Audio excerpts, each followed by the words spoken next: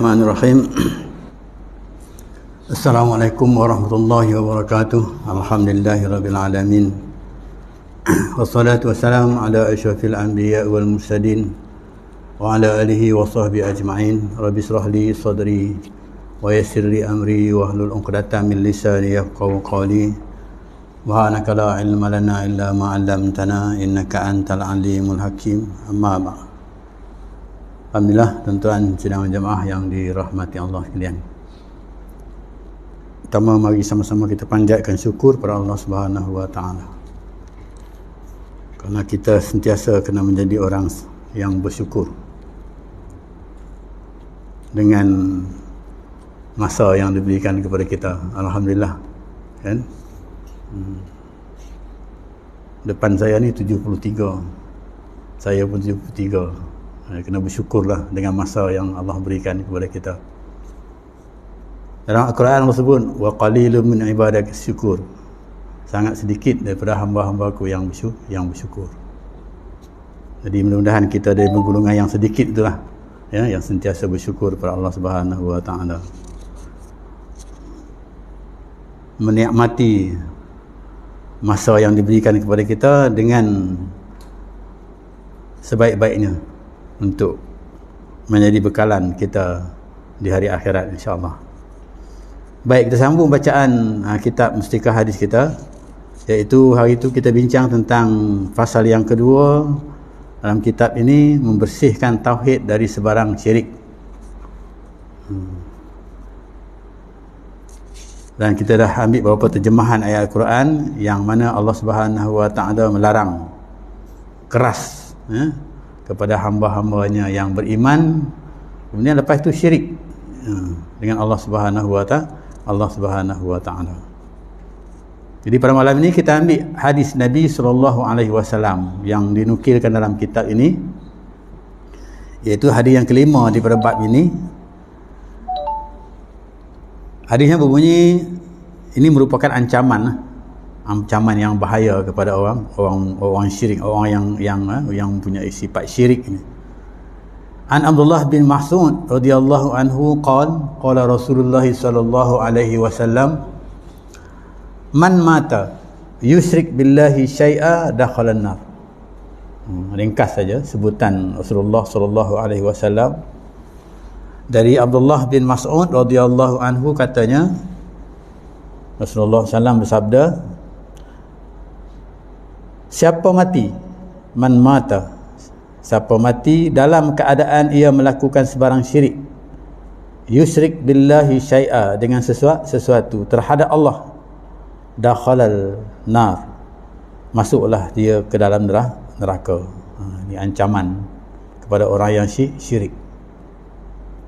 Baik itu dalam Al-Quran, saya ulang balik surah Luqman bin Hakim, ya, surah Luqman. Dia,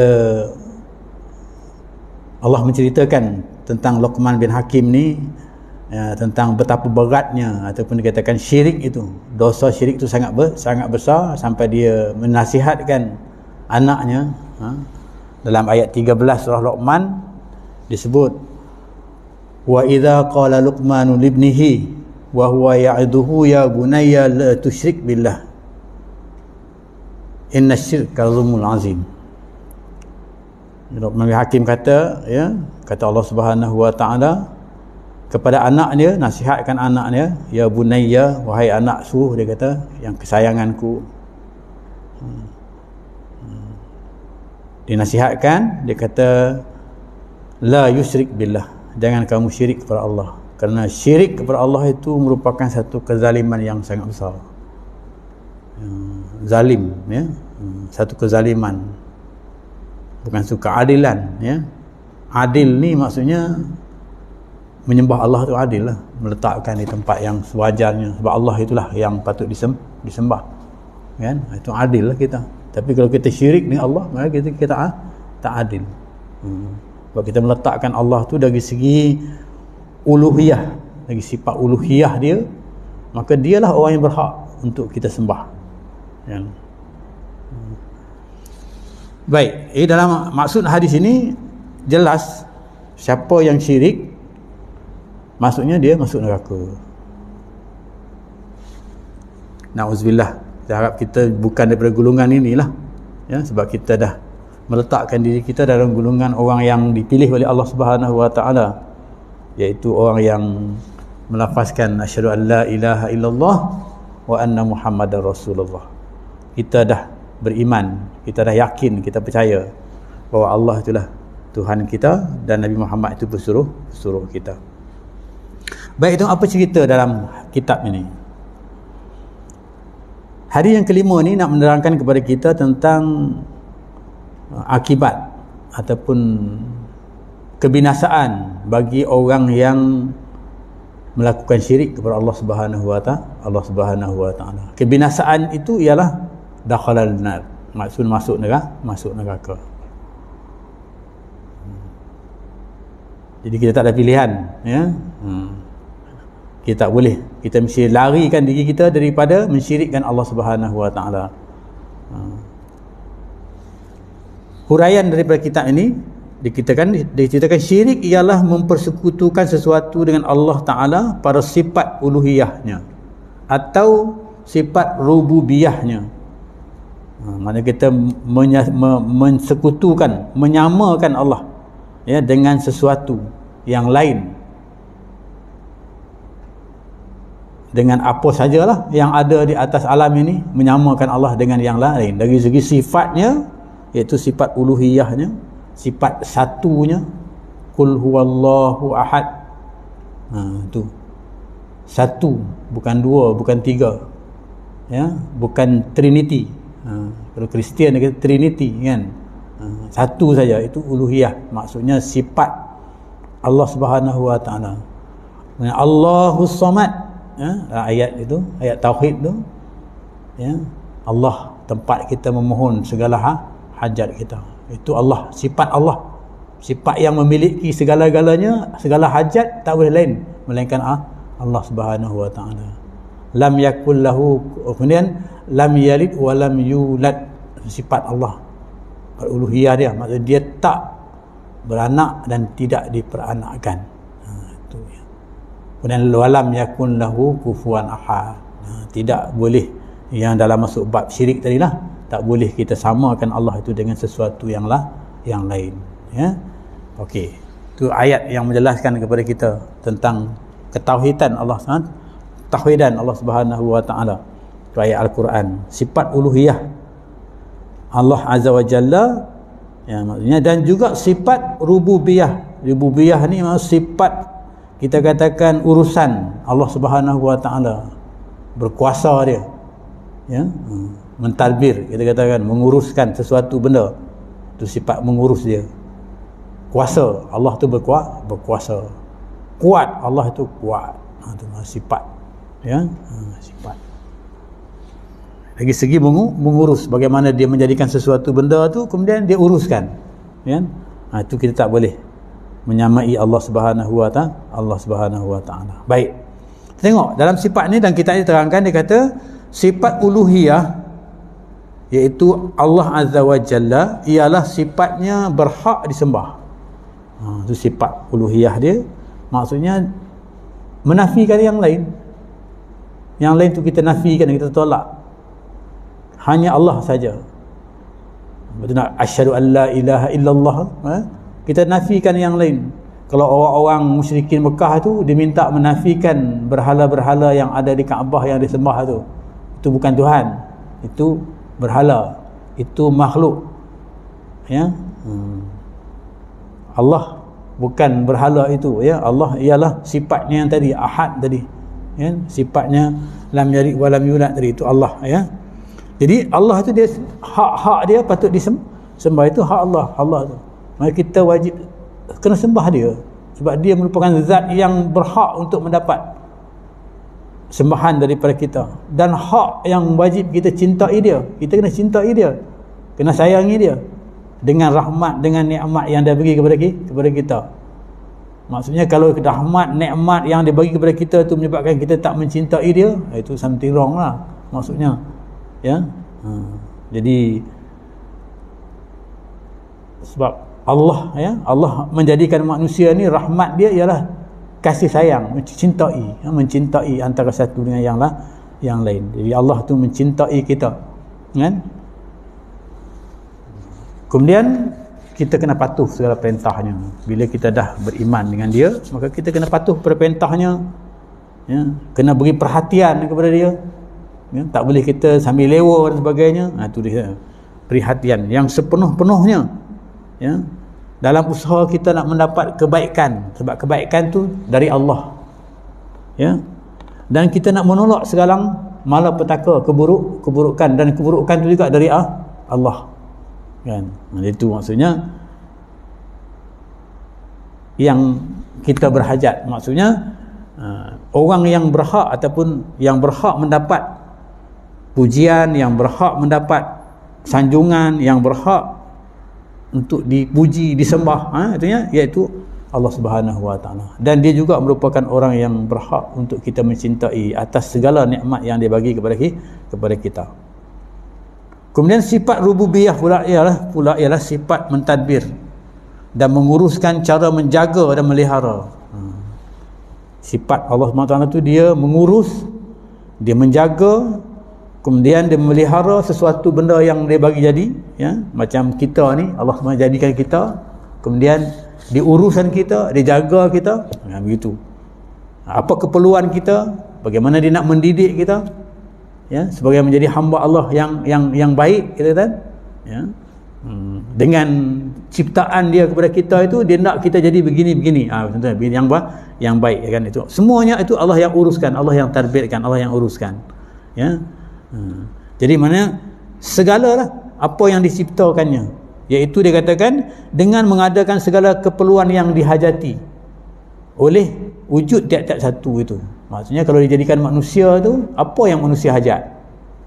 Makan, minum, itu manusia hajat, kan? Jadi disediakan, Allah sediakan makan, minum, Allah sediakan segala-gala itu, kan? Kemudian bila keperluan tu Allah nak jaga manusia tu supaya jadi ada sistemnya, sistem tangan kita perlukan zat makanan dan sebagainya, itu kita masuk dalam bab kalau saintifik, maksudnya juga dalam gulungan, kita ada gulungan yang Allah yang menguruskan. Allah yang menguruskan itu. Bagaimana Allah menguruskan sesuatu benda yang dia jadi itu. Allah jadikan bumi, bagaimana Allah uruskan bumi, letaknya kat mana, bagaimana dia bergerak, ya, bagaimana dia bulan, itu juga keadaannya Allah uruskan. Jadikan binatang ni apa ni, masa kecil-kecil benda, setiap benda yang Allah beri jadi itu, dan Allah uruskan sekecil-kecil benda, Allah uruskan benda itu, ya. Dan urusan Allah itu sangat hebatlah, ya.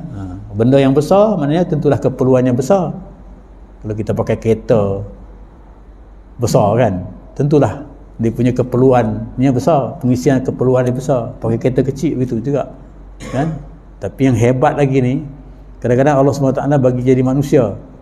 Apa keperluan manusia? Makan, minum, dia bagi semua, ya, kepada kita. Cita rasa kita macam mana dia bagi. Semua tu dia uruskan. Rasa, masa, masin, semua tu Allah yang uruskan. Dan Allah boleh tarik balik ketika kalau dia tak nak uruskan. Yang mana tu dia uruskan kita, ya, sampai ketika kita sihat ke kita sakit, kan, semua itu yang Allah uruskan, kan, dari sudut itu, kan. Itu hebatnya urusan Allah Subhanahu Wa Taala itu, ya. Itu manusia, kan. Kita tengok binatang tak, bagaimana Allah uruskan binatang. Ular je, dia uruskan binatang ular, kan. Seekor ular, ya, diuruskan macam mana binatang. Apa keperluan ular itu, makanannya macam mana, kan. Kemudian bagaimana keperluan hazaman makanan dalam diri dia. Ular yang besar tu boleh telan seekor kambing yang seekor kambing itu boleh telan, kan, masuk begitu. Bagaimana penghazaman tulang-tulang kambing dalam perut itu dibuat macam mana boleh direbut, kan. Itu semua Allah yang uruskan, Allah yang aturkan, kan. Itu sebab tu bila kita belajar tentang ilmu-ilmu saintifik ni, maksudnya kita akan lebih yakin, dengan kekuasaan Allah Subhanahu Wa Taala menguruskan alam ini dari segi jasmani kita, ya, untuk memberi kebahagiaan kepada manusia. Di dalam hal ini, itu dia kata sifat yang mana kalau kita berdasarkan kepada sifat Allah ni, maka tidak jauh sama sekali pada kita untuk kita nak menyamakan Allah itu dengan kita. Jauh sama sekali, tak boleh. Sangat berbeza. Mana kata Allah tu memanglah sewajarnya yang wajib disembah. Ya. Dan Allah tu memang sewajarnya orang yang berkuasa. Ya, artinya dialah yang berkuasa. Kalau kita fikir begitu, maksudnya segala perhatian kita, tumpuan kita tak akan tuju kepada yang lain, hanya kepada Allah Subhanahu Wa Taala sahaja. Ini dengan tujuan untuk kita nak bersihkan tauhid kita, nak bersihkan tauhid kita, iaitu supaya tidak berlaku syirik kepada kita. Tidak kita menduakan Allah Subhanahu Wa Taala, bandingkan dia dengan ini, dengan tak boleh. Ya, macam mana pun. Okey. Itu untuk kita membersihkan diri kita ataupun iman kita, tauhid kita, maka inilah yang kita kena. Sebab tu Allah ingatkan, ya, maksudnya kalau mati dalam keadaan yang syirik tu, maka itu bahaya. Jadi maka sebab tu kita kena elakkan daripada berlaku yang demikian itu. Jadi mana orang yang beriman, ya, menafikan, ya, yang lain daripada Allah Subhanahu Wa Taala, ya, tolak yang lain daripada Allah Subhanahu Wa Taala, supaya tidak berlaku syirik, ya, dalam segala tindakan, ya, sebab semua itu daripada Allah Subhanahu Wa Taala. Kemudian dijelaskan ini, maka sesiapa yang menganggap bahawa mana-mana satu dari sifat-sifat itu ada pada sesuatu yang lain, sifat Allah tadi itu, sebenarnya sifat tu kalau sifat 20 yang kita belajar tu, rububiyah tu kan, sifat menguruskannya dan sebagainya itu, kalaulah sekiranya ada kepada yang lain, kita samakan sesuatu itu dengan yang lain daripada Allah Subhanahu Wa Taala, nescaya ia melakukan syirik dengan Allah Subhanahu Wa Taala. Sama tak boleh. Ini orang kata agama sama aja, syirik tu kan, sama agama kan, itu dia kata dari segi mana sama. Al-Islam yu'la wa la yu'la alaih. Islam tu tinggi dan lebih tinggi daripada yang lain. Tak sama. Kan? Itu pun boleh berlaku syirik, ya, kepada kita. Ataupun apatah lagi benda-benda yang qat'i, benda yang Allah jelas dah hukumnya ini kita kata tidak kan. Hukumnya ini kita kata jadi Allah jelas tu qat'i lagilah. Ya, kita masuk dalam golongan orang yang syirik, ya, tidak membenarkan, menghakkan apa yang sepatutnya ada kepada Allah Subhanahu Wa Taala. Okey, ya, itu dia katakan. Walaupun ia pada masa itu masih beriman kepada Allah Subhanahu Wa Taala. Mungkin dia kata dia beriman, ya. Tapi dalam masa yang sama dia menyamai Allah tu dengan yang lain. Allahus Samad, Allah tempat kita meminta segala hajat. Dulu ramai orang pergi minta kat pokok kan, jumpa pokok besar pergi minta kat pokok kan, itu dah sebahagian daripada syirik juga kan. Pergi minta kepada kubur, serupa juga kan. Apatah lagi pergi minta yang bukan daripada golongan orang-orang Islam. Kalau kita kena bomoh tu maksudnya, ada bomoh ada dua lah kan, satu kan yang boleh diakui Islam tu, maksudnya dari segi ru'yahnya kan, itu lain. Yang bukan daripada itu, maksudnya menggunakan ayat-ayat lain daripada ayat Al-Quran, maka ditolak kan. Itu sebahagian daripada perkara-perkara yang boleh menyebabkan kita syirik kan.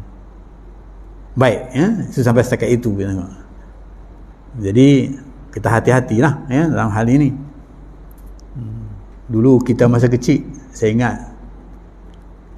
orang tua pesan, sampai tempat itu kena minta izin tu kami nak lalu, kan itu dulu masa kecil-kecil kan, minta izin tu kami nak lalu kan. Minta izin kepada siapa kan, patutnya izin tu kepada Allah kan, dan bukan kepada, tapi kita minta izin tu maksudnya selain daripada Allah, maksudnya orang yang menjaga penunggu tempat itu kan, istilahnya lah kalau kita dipahamkan begitu keadaannya.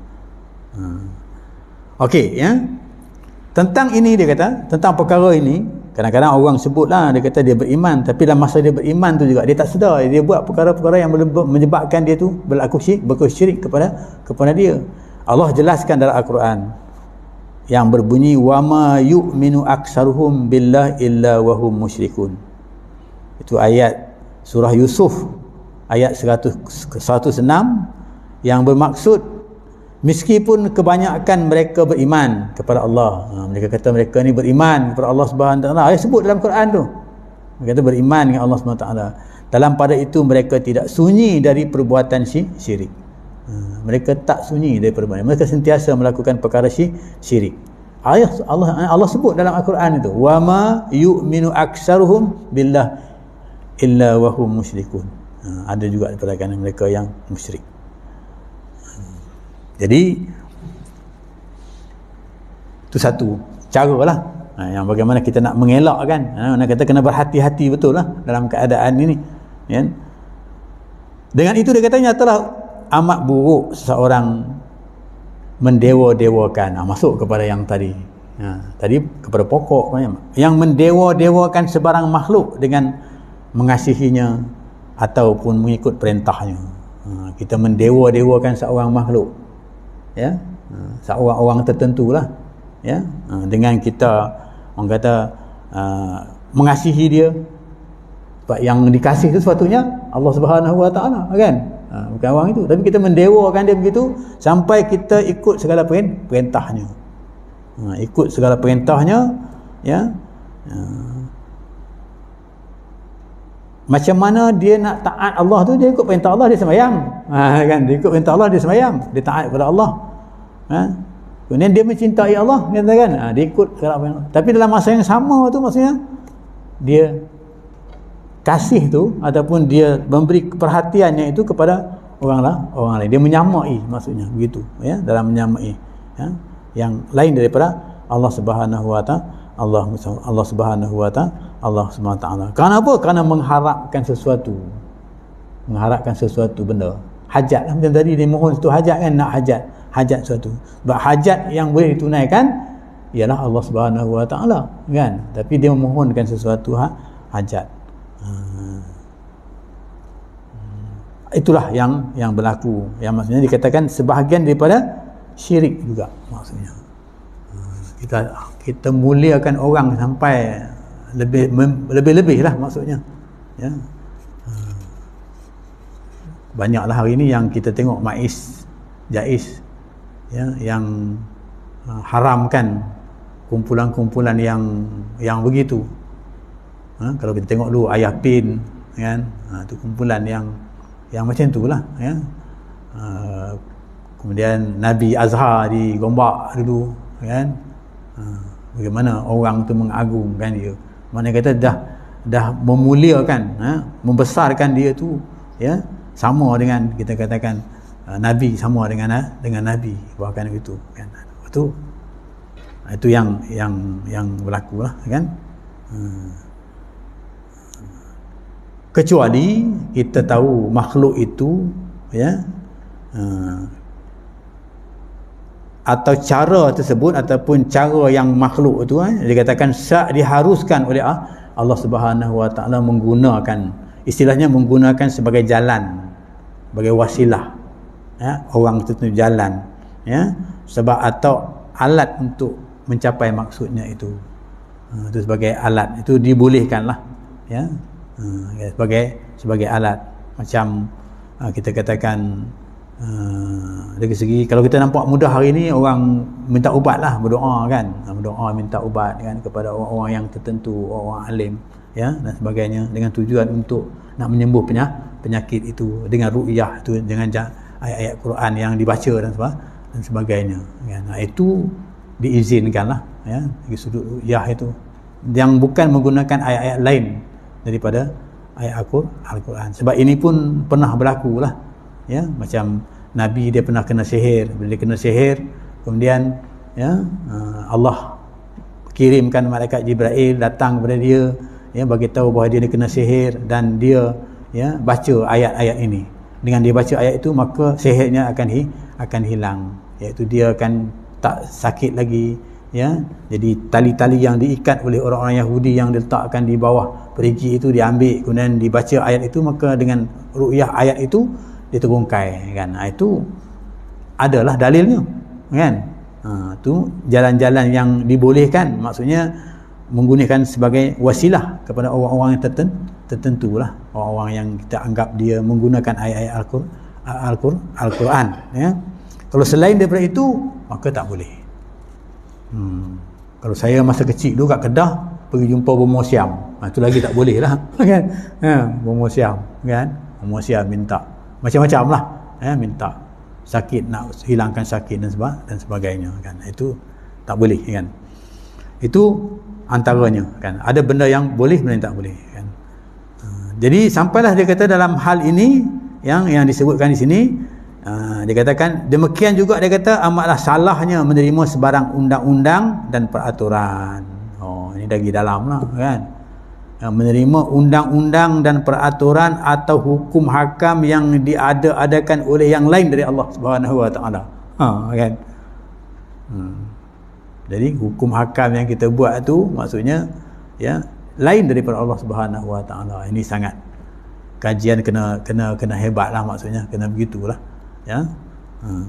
Maksudnya dalam hadis ni kita nampak demikian juga amatnya dia kata masalahnya amatlah salahnya menerima sebarang undang-undang yang tidak ada, yang bukan menafikan, kita kata undang-undang yang tak digunakan undang-undang Allah Subhanahu wa taala. Sebaik mungkin mesti digunakan undang-undang apa dia?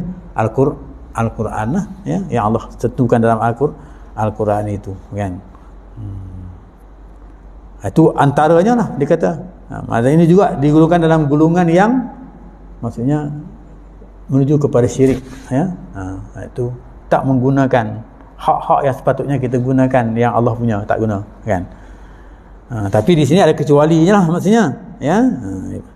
Kecuali sekadar yang berdasarkan aturan kehidupan biasa kita sini lah, keaturan, undang-undang yang berdasarkan kepada aturan kehidupan kita yang biasa, yang tak terikat dengan agama, kita katakan, ya. Ni dari segi kemanusiaan, ya, tak terikat dengan agama. Contohnya undang-undang jalan raya, kan? Ini tak terikat dengan tu, terikat dengan untuk keselamatan.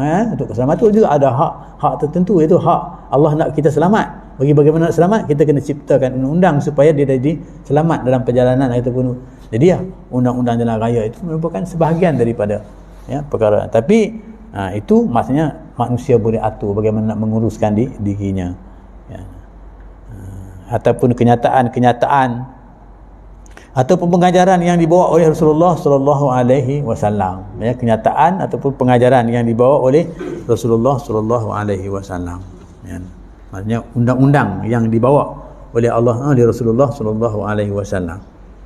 Jadi hadis ini, ya, yang menjelaskan kepada kita mati syirik dengan Allah masuk neraka. Ini kita kena hati-hati, ya, dalam hal ini, kan? Okey, ya. Itu hadis ini jelaskan. Jadi maksudnya i'tikad kita, ya, kesimpulan daripada kita dapat daripada hadis ini nak mengingatkan manusia daripada terjerumus sebarang i'tikad yang salah, ya, tentang i'tikad atau perbuatan yang salah, iaitu yang dikatakan syirik, ya, supaya selamat daripada bencana buruk yang disebutkan tadi. Bencana buruk itu maksudnya neraka tadi, bencana buruk itu, azab Allah Subhanahu wa taala itu selamat. Jadi maksudnya bila kita dah beriman, maka syirik kita kena cari jalan untuk mengelakkannya, ya, kena berhati-hati dalam keadaan ini. Baik. Kemudian dalam satu kisah yang lain pula, Nabi nak jelaskan tentang syirik ni juga kadang-kadang berlaku, ya, kepada kita. Ya, ini zaman Rasulullah. Diriwayatkan oleh Abu Hurairah radhiyallahu anhu, ya, anna Rasulullah sallallahu alaihi wasallam qala istanibu sab'al mubiqati. Qil ya Rasulullah ma hunna. Mereka tanya, kata Rasulullah, asyrik billah. Itu asyirk, ya, syirik dengan Allah, syirik pada Allah Subhanahu wa taala. Maksudnya daripada Abu Hurairah radhiyallahu anhu bahawa Rasulullah sallallahu alaihi wasallam bersabda, jauhkan dan singkirkanlah perkara-perkara yang membinasakan. Jadi maksudnya syirik itu membinasakan kita, merosakkan kita. Ya. Sahabat baginda bertanya. Sahabat bertanya. Qila, ditanya sahabat, ya Rasulullah, wa ma hunna, apakah yang perkara-perkara itu ya Rasulullah? Kemudian kata Rasulullah, baginda SAW menjawab, asyirk billah, salah satu yang terbesar di antaranya ialah syirik kepada Allah Subhanahu wa ta'ala. Itu perkara yang akan membinasakan. Ini perkara yang besar sekali yang akan membinasakan kita, membinasakan keimanan kita kepada Allah Subhanahu wa ta'ala, iaitu syirik.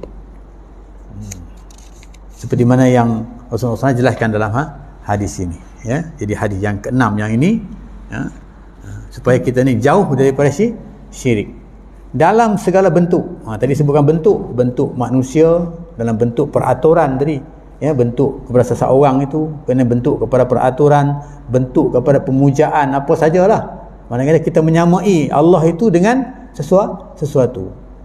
Walam yakul lahu kufuwan ahad. Itu disebut dalam Al-Quran. Tak boleh kita menyamai Allah tu dengan sesuatu. Kalau kita buat begitu, maknanya kata iman kita tergugat. Maknanya kata di sana bahaya kepada kita, ya. Jadi kebinasaan akan berlaku kepada kita. Jadi Nabi nasihatkan kita istanibu, jauhkan benda itu. Jangan, ya. Istanibu, jauhkan perkara itu. Bila sebut syirik itu, jauhkan. Macam mana Luqman bin Hakim tu digambarkan Allah Subhanahu wa taala Al-Quran itu. Luqman bin Hakim tu maknanya dia ambil berat tentang syirik itu.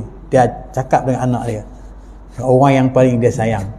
Kalau kita ni maksudnya, ya, maksudnya kita sayang kepada Allah, suruh kita sayang kepada semua orang, lebih-lebih orang Islam. Innamal mu'minuna ikhwatun, sungguhnya orang Islam tu bersaudara. Bila bersaudara, kita kena sayang kepada mereka, kerana saudara kita. Macam mana kita sayang diri kita, macam itu kita kena sayang dia. Sampai Allah sebut dalam bab iman, dia kata la yu'minu ahadukum hatta yuhibba li akhihi ma yuhibbu li nafsihi. Maksudnya tidak beriman seseorang itu selagi mana dia tidak mencintai saudaranya seperti mana dia mencintai dirinya. Itu dalam bab iman. Maksudnya kita orang Islam ni, kita sama-sama kita, kalau kita tak sayang antara satu yang lain, juga tak digolongkan dalam golongan yang beriman. Maksudnya begitu, la yu'minu ahadukum. Ya, jadi begitu tingginya makam iman itu, ya, yang kita kena jaga, ya. Baik. Jadi nasihat Nabi dalam hadis yang kemudian ini, dia kata jauh, istanibu, jauh. Ya, bila sebut jauh ni bahayalah kepada kita. Ya, macam dia kata dalam wala taqrabuz zina, jangan kamu menghampiri zina, maknanya bahaya. Ya, kerana akan merosakkan kita, akan membinasakan kita.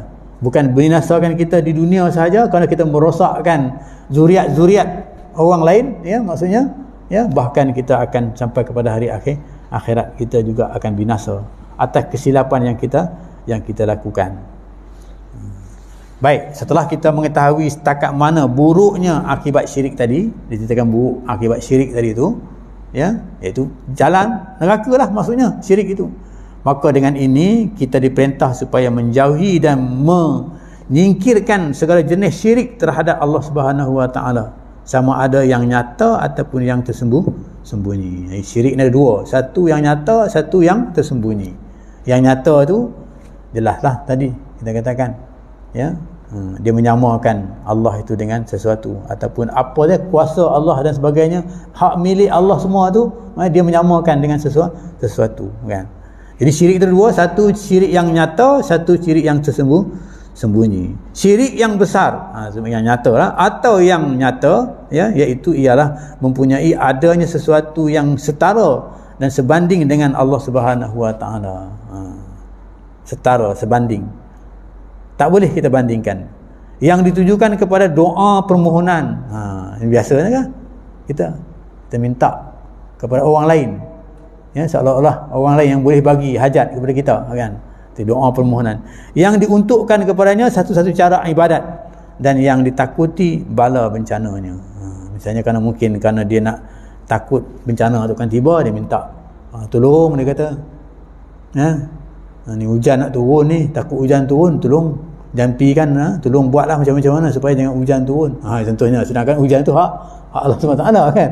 Begitu contohnya kan. Ni ayak nak pasang besar ni kita ya kan. Tolong tahankan air ni bagaimana supaya jangan dia pasang besar kan. Itu dia minta. Jadi pergilah orang ni minta kan, katakan gitu. Jadi dia tidak bergantung kepada dia setarakan dengan Allah Subhanahu Wa Taala. Sebab dia dalam bab kita katakan ada orang kata berlaku satu kemalangan dekat situ.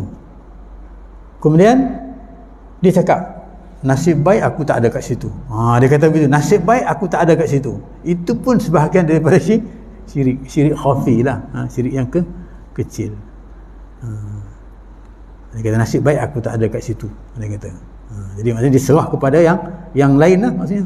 Nasib baik. Itu. Okey ya. Baik, jadi syirik itu yang syirik yang nyata. Syirik yang besar ya, sesuatu yang sebanding yang ditujukan kepada doa tadi, dan dengan adanya syirik yang demikian, maka akidah tauhid orang yang melakukan telah terbahagi dua. Bagi dua lah. Dan orang syirik dan musyrik inilah yang dijanjikan dengan neraka. Orang inilah dikatakan. Kemudian dia kata syirik yang kecil atau syirik yang tersembunyi itu ialah kepercayaan, perkataan atau perbuatan yang menyebabkan berlakunya syirik terhadap kekuasaan atau undang-undang peraturan Allah Subhanahu Wa Taala. Syirik yang tersembunyi itu amat banyak. Antaranya disebutkan sini, satu, mempercayai sesuatu yang menjadi sebab itu dengan keadaan hakikatnya memberi kesan baik atau buruk. Mempercayai sesuatu ya yang menjadi sebab itu dengan keadaan hakikatnya memberi kesan baik atau buruk. Jadi kalau kamu tak buat begini, kamu akan jadi begini. Dia kata begitu. Kamu kena buat. Kan? Dia kata kalau tak buat begini maka akan berlaku begini. Sedangkan dia buat ke tak buat ke, yang nak berlaku tak tentukan tu Allah Subhanahu Wa Taala. Kan? Macam dulu saya ingat, saya ulang balik, bila orang meninggal lalu bawah keranda kan, lalu bawah keranda kan, kena buat, tak boleh tak buat nanti jadi sesuatu, apa sesuatu tu tak tahulah kan. Jadi sesuatu mandi tian, saya kena tu kan, mandi tian, belah buah kelapa, tengok terlentang ke tertumpuk. Kalau terlentang anak perempuan, kalau tutup anak lelaki kan, itu maksudnya sebab keadaan tu, contoh kan, contoh yang berlaku itu. Maknanya kata benda yang sama ada baik ataupun sama ada dia lelaki ataupun perempuan, jadi sana baik, itu contoh yang berlaku. Itu syirik yang kecil maksudnya, dia sebagai satu adat kebiasaan kan, tapi dia boleh membawa kepada syirik. Sebab tu bila bercerita adat dengan agama ni, maksudnya ada adat yang boleh digunakan yang tidak bertentangan dengan agama. Tapi ada adat yang kena hentikan kerana dia bertentangan dengan agama. Adat kebiasaan. Ya, adat pergi mandi sapar di Tanjung Keling kan. Kan? Itu adat tu kena buang. Sebab apa? Itu tak boleh kan itu. Begitu juga adat kita katakan macam-macam lah, yang boleh bertentangan dengan agama maknanya boleh kena singkirkan. Kalau tak bertentangan dengan agama boleh diguna pakai, maksudnya teruskan, tak ada masalah ya. Okey, masa tak mengizinkan, insyaAllah kita akan sambung bacaan ini, iaitu kita jumpa syirik yang tersembunyi itu satu pada malam ini, syirik yang nyata dan syirik yang tersembunyi, syirik yang kecil maksudnya, yang berlaku kepada orang yang beriman tadi.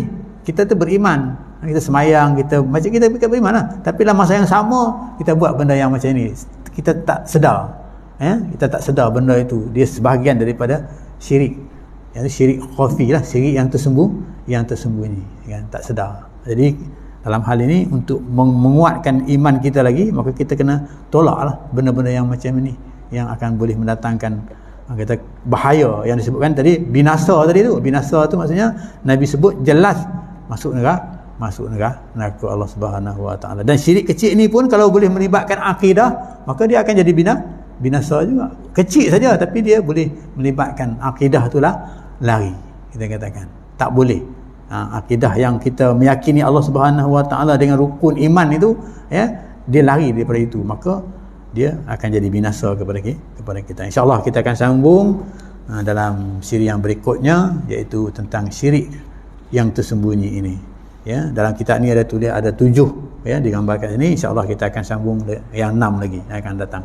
Aku lupa lihaza wa astaghfirullah. Assalamualaikum warahmatullahi wabarakatuh.